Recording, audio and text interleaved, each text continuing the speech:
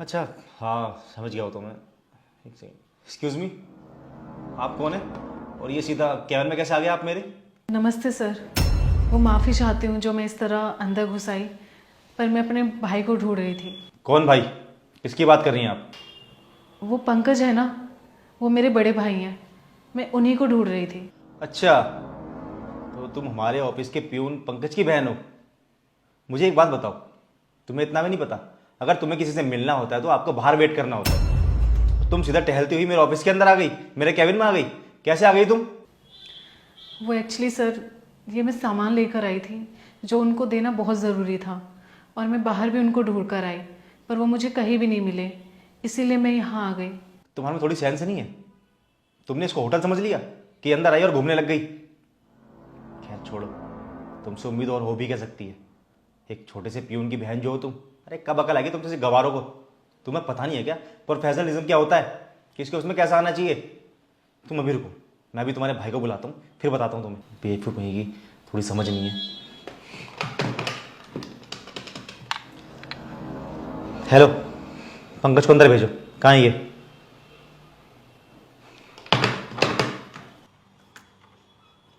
क्या हम अंदर आ जाए सर?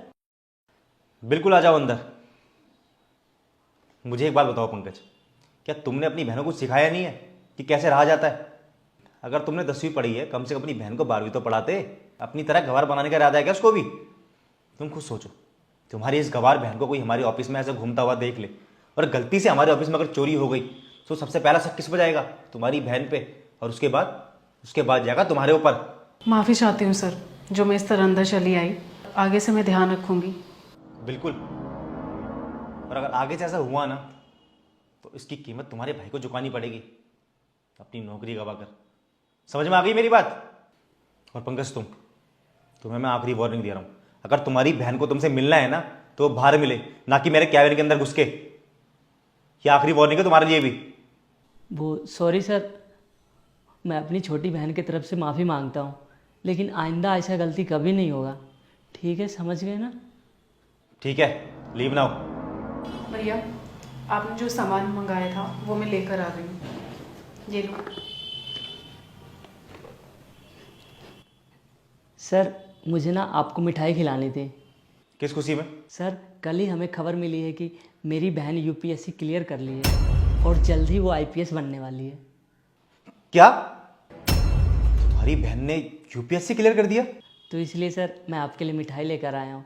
वो क्या है ना सर, कि मेरी बहन दिन रात मेहनत करती थी। मेरे पास पैसे बहुत कम थे, लेकिन फिर भी मेरी बहन दिन रात मेहनत करके यूपीएससी क्लियर कर ली। और सर मुझे खुशी हो रही है कि पूजा जैसे बहन मेरे पास है। और सर ये चोरी वोरी यहाँ पे करने नहीं आई थी, ये मुझे मिठाई देने आई थी। मैंने इसको बोला था कि आज मैं ऑफिस में सबको मिठाई बांटूंगा, तो इसीलिए ये यहाँ पे आई थी। हाँ, मैं तो बस ये बोल रहा था, अगर तुम्हारी बहन को मिठाई खिलानी थी तो बाहर रख देती, वहीं से ले लेते सब। ठीक है सर। पंकज, तुम जाओ और अपनी बहन को यहीं छोड़ दो, मुझे उससे कुछ बात करनी है। ठीक है बहन, तू घर पे चले जाइयो, मैं ऑफिस में मिठाई बांट देता हूँ। ठीक। वो मैं ये बोल रहा था ना कि आई एम सॉरी, मैं आपसे अपने बिहेवियर के लिए सॉरी बोलना चाहता हूँ। आपने मुझे छोटा समझा और एक गरीब समझा, यहाँ तक कि आपने मुझे ये सोचा कि मैं एक गरीब प्यून की बहन हूँ, और धड़ाधड़ मेरी बेइज्जती करते रहे। आपको नहीं पता था ना कि मैं आईपीएस बनने वाली हूँ। और अब आप ना मुझे सॉरी नहीं बोल रहे हैं, मेरे ओहदे को सॉरी बोल रहे हैं। जब तक आपको ये लगा कि मैं एक गरीब घर की लड़की हूँ, तब तक आप मेरी बेइज्जती करते रहे। और जैसे ही आपको पता चला कि मैं आईपीएस बन चुकी हूँ, तभी आपने मुझसे सॉरी बोलना शुरू कर दिया। आपको डर लग गया मुझसे कि कल को मैं आपको या आपकी पोस्ट को कहीं नुकसान ना पहुंचा दूं। पर इट्स ओके, मेरी सोचना आप जैसे लोगों की तरह नहीं है कि किसी को छोटा बनाने में या किसी की बेइज्जती करने में, ये सारी चीज़ें मेरे अंदर नहीं है। मैं सबको ना एक समान समझती हूँ, किसी की बेइज्जती नहीं करती, सबको एक जैसी इज्जत देती हूँ। और तो और मैं किसी को किसी के कपड़ों से जज नहीं करती। और एक बात बताऊँ सर, अगर मेरी जगह कोई अमीर या नॉर्मल लड़की होती ना, तो आप उसको ऐसा बिल्कुल भी ट्रीट नहीं करते जैसा आज आपने मुझे ट्रीट किया है। शर्म आती है सर ये देखकर कि इतने बड़ी बड़ी कुर्सियों पर बैठने वाले लोगों की सोच इतनी छोटी है।